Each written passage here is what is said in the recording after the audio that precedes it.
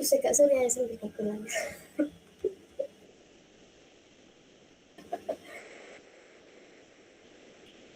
Mana saya foto? Apa tetap bisa?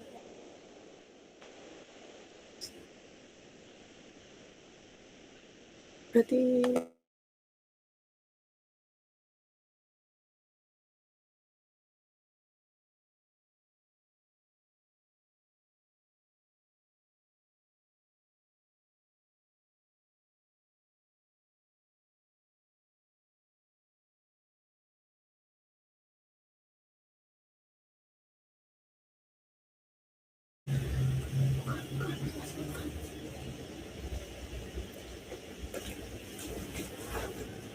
Kenapa?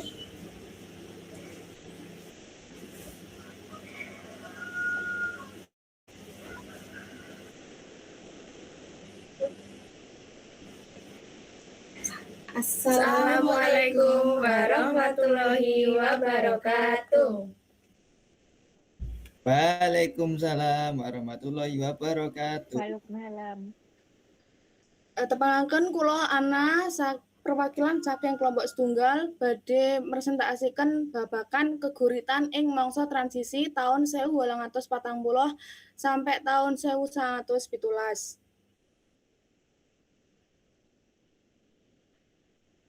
Saderengipun tepangaken nami kula Ana Sakina Putri Zamburdina, NIM 25020114030. Di pentepangaken kula Ervina Fitri Agustin NIM 250 2011 4034. Kula Putra Lima Pawestri NIM 25020 114071. Kula Zara Nur Hidayah, NIM 25020114004. Kula Muhammad Firdaus Suryadiningrat, NIM 25020114083.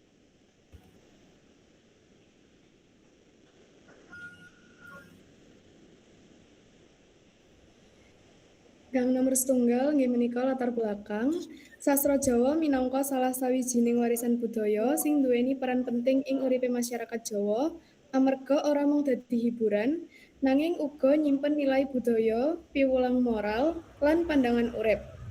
Perkembangannya tansah owah selaras karo perubahan sosial, budaya, lan politik.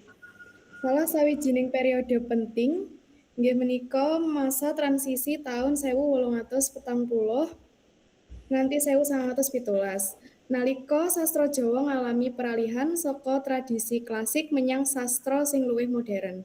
Ing wektu iki pengaruh kolonialisme Belanda kayata anane lembaga kajian basa Jawa ing Surakarta tahun 1832 lan perkembangan percetakan ndadekake karya sastra luwih gampang nyebar lan bisa diwaca masyarakat luwih amba. Kajaba iku, jenis geguritan uga ngalami perkembangan amarga wiwit ngangkat tema-tema anyar sing gegayutan karo owah-owahan sosial. Mula, masa transisi iki dadi periode penting kanggo mangerteni proses perkembangan lan adaptasi sastra Jawa marang perubahan zaman.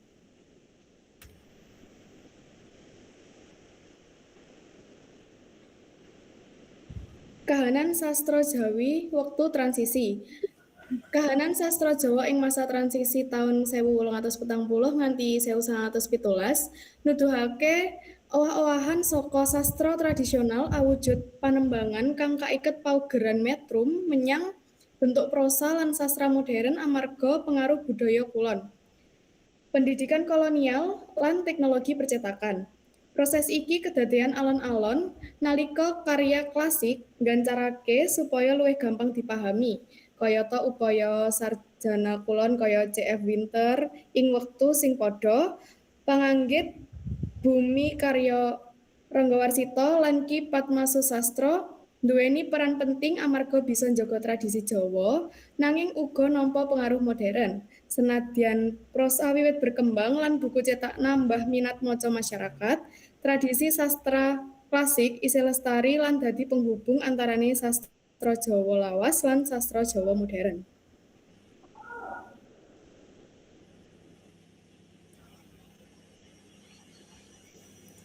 Selajengipun sistem penganggit.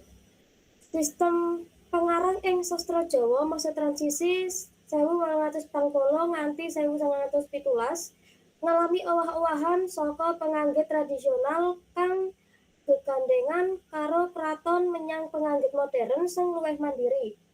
Pengaruh sarjana Londo lan pendidikan kulon gawe penganggit pribumi kaya R.N.K. Ranggawasita lan Ki Padmasusastra duweni pandangan luwih kritis nanging tetep jaga tradisi Jawa. Ing wektu iki uga muncul genre anyar lan generasi penganggit saka kalangan guru lan kaum terpelajar sing nulis karya kanggo tujuan pendidikan lan nyelarasake karo kebutuhan pemaos modern. Saéngga penganggit dadi agen owah-owahan sosial. Sistem penerbit. Sistem penerbit ing masa transisi sastra Jawa 1840 nganti 1917 uga ngalami owah-owahan saka tradisi naskah tangan menyang penerbit cetak modern. Penerbit kaya G.C.T. van Dorp dan C.O. lan Albert N. wiwit nyithak buku sastra Jawa kanthi luwih massal. Senadyan aturan hak cipta durung jelas, saliyane iku pemerintah kolonial uga melu ngontrol wacan liwat Komisi for the Volkslectuur sing banjur dadi Balai Pustaka ing taun 1917. Saéngga penerbitan buku ora mung kanggo nyebarake karya sastra nanging uga kanggo ngarahake bacaan masyarakat.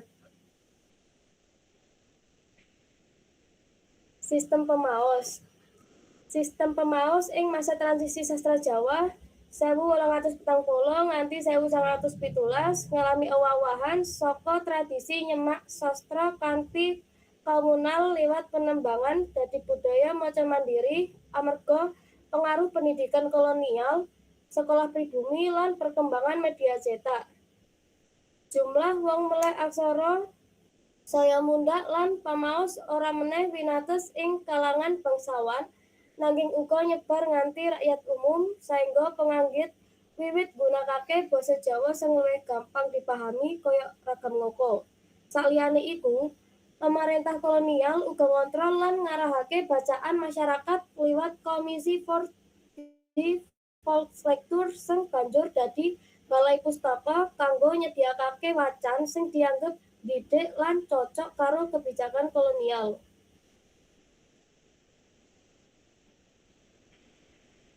Perangan karya sastra Jawa masa transisi tahun 1840 sampai 1917. Masa transisi sastra Jawi antara tahun 1840 nganti 1917 minangka periode owah-owahan saka sastra Jawa klasik menyang sastra Jawa modern.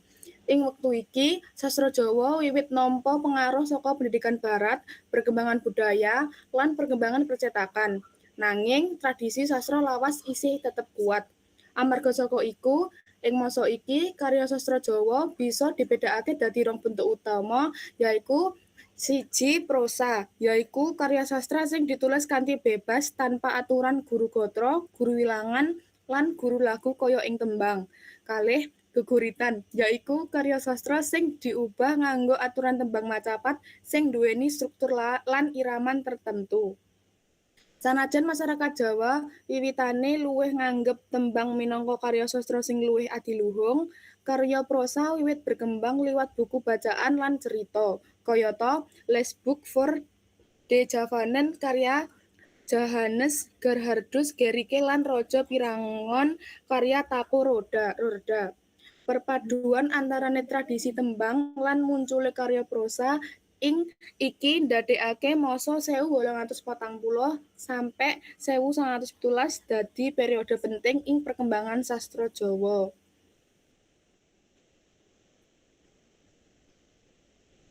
Tegese geguritan. Geguritan yaiku salah siji bentuk karya sastra Jawa sing digunakake kanggo ngungkapake pikiran, perasaan lan pengalaman urip manungsa nganggo basa sing endah lan duweni nilai estetis. Ing tradisi sastra Jawa, geguritan biasane diubah nganggo tembang macapat sing duweni aturan tartamtu. Aturan kasebut diarani guru gatra, guru wilangan lan guru lagu, yaiku aturan babagan jumlah larik, jumlah wanda ing saben larik, lan swara pungkasan ing saben larik. Amarga duweni aturan lan irama sing khas, geguritan duweni kaendahan tersendiri lan uga digunakake minangka sarana kanggo nyampekake piwulang moral, nilai budaya lan pandangan urip marang masyarakat. Titikane geguritan wektu transisi. Geguritan ing masa transisi duweni sawetara ciri khas yaiku siji, isih nggunakake bentuk tembang macapat sing duweni aturan guru gatra, guru wilangan lan guru lagu. Loro, tema geguritan wiwit luwih maneka warna, ora mung babagan keraton utawa pewayangan. Telu, basa sing digunakake luwih sederhana lan gampang dipahami masyarakat. Papat, ana pengaruh modernisasi lan budaya anyar ing perkembangan sastra. Ingkang pungkasan, karya sastra wiwit nyebar lewat percetakan lan penerbitan buku, ora mung ing lingkungan keraton.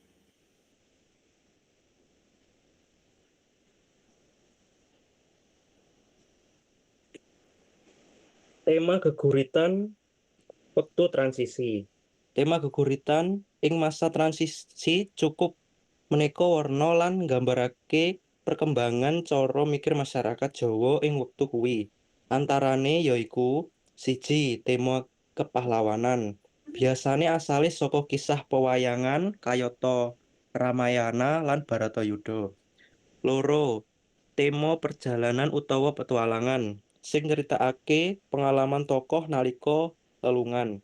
Telu, tema pendidikan lan moral sing menehi piwulang babagan tumindak becik ing urip saben dina.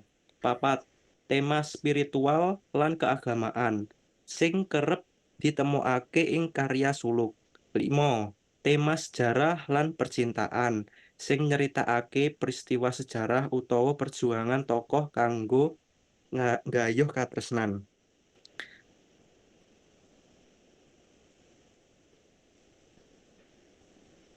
Perkembangane bahasa lan tema ing wektu transisi.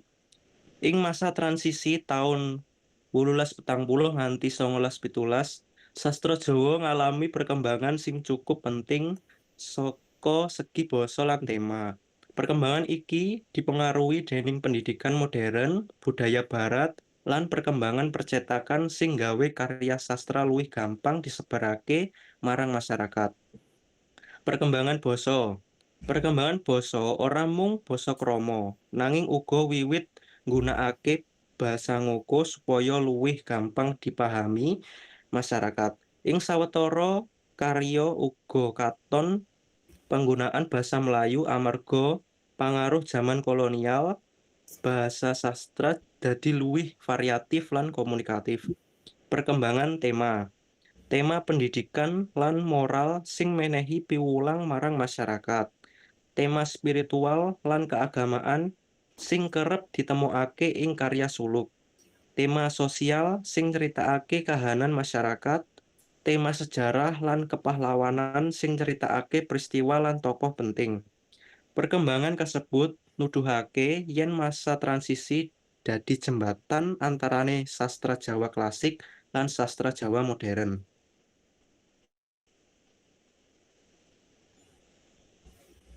Tuladha geguritan wektu transisi. Tuladha geguritan tradisional iku ana 3, yaiku mulai geguritan tradisional, geguritan transisional, lan geguritan modern. Nah, ing iki ana contoh geguritan tradisional yaiku kawujud geguritan pupuh sinom utawa tembang macapat ing Serat Kalatedha sing di penciptane Raden Ngabehi Ranggawarsita. Puisi utawa geguritan tradisional iku sering terikat karo paugeran guru gatra, guru wilangan, lan guru lagu. Ing pupuh sinom iki nggambarake kahanan jaman edan Jaman nalika tatanan negara rusak amarga wis ora ana pimpinan utawa tokoh sing bisa ditiru tumindake. Wong pinter malah melu-melu tumindak ala, tata krama ilang lan negara dadi kebak masalah utawa konflik amarga hawa nepsu manungsa sing wis ora bisa dikendhaleni. Geguritan utawa tembang macapat pupu sinom ing Serat Kalatidha iki bisa kanca-kanca tingali sastra orji kanthi kata kunci Serat Kalatidha. Salajengipun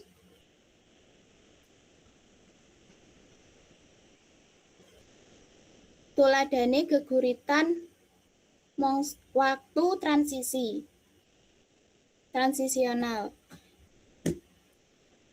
Puisi utawa geguritan sing ditulis déning R. Intojo ing taun 1941 iki kanthi irah-irahan dayaning sastra kang diterbitake ing kalawarti Kejawen 1 April 1941 iku awujud puisi transisional sing bentuke soneta.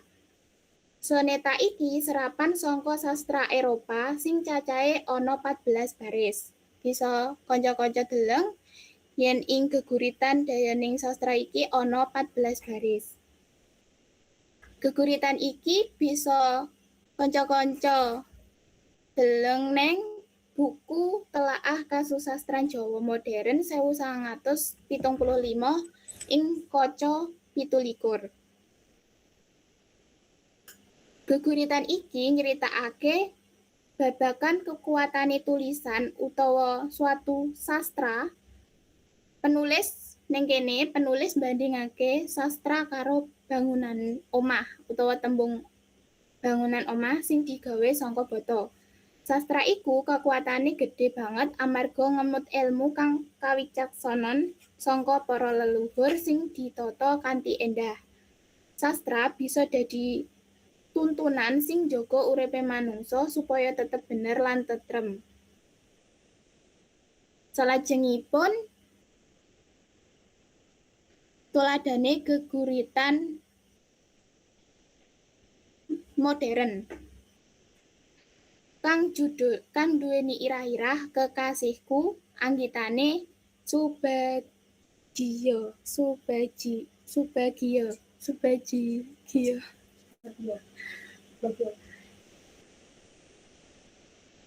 Geguritan modern iki wis beda karo geguritan tradisional. Geguritan modern iki ora nganggo paugeran guru gatra, guru wilangan, lan guru lagu. Dadi luwih bebas anggone gegurit. Nah, geguritan anggitane Subagio iki titik awal muncule geguritan Jawa modern. Kang diterbitake ing Panji Pustaka tanggal 15 November 1944. Geguritan iki bisa kalian deleng ing buku Struktur Puisi Jawa Modern 1987 ing kaca 22. Geguritan iki duweni makna utawa geguritan iki nggunakake pasemon utawa lambang tegese rasa kangen lan semangat sing makantar-kantar kanggo nggayuh kamerdekan Indonesia. Ning kene panulis nggambarake kamerdekaan kaya kekasih sing banget ditresnani lan tansah dienteni kanthi donga lan pengarep-pengarep sing gedhe.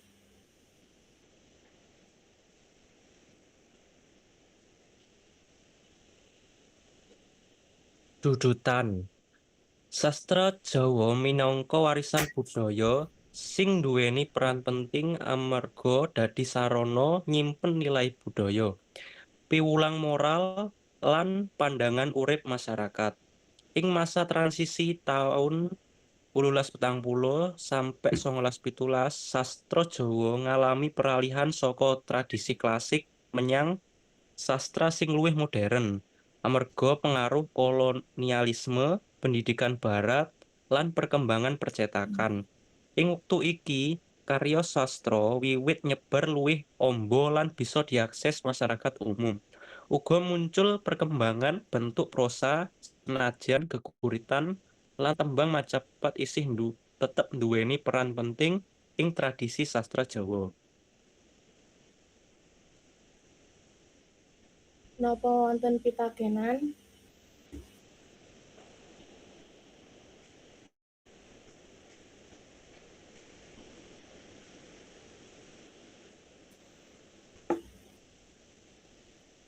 Monggo kanca-kanca sing ajeng taken pitakenan dipun batesi 3 mawon.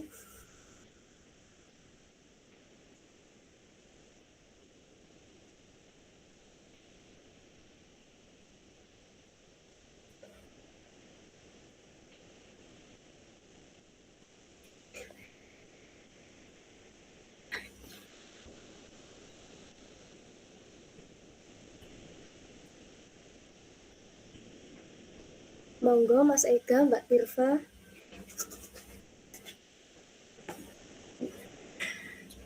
Mbak Wihel, monggo.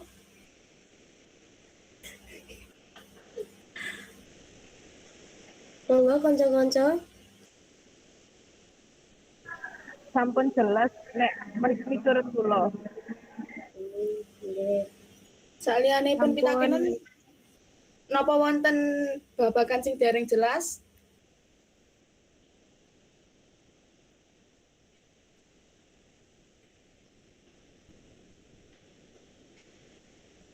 Nggih pun amargi mboten wonten pitakenan saking kanca-kanca, kula lan rencang-rencang pungkasi presentasi dinten menika. Matur nuwun. Assalamualaikum warahmatullahi wabarakatuh. Waalaikumsalam warahmatullahi wabarakatuh.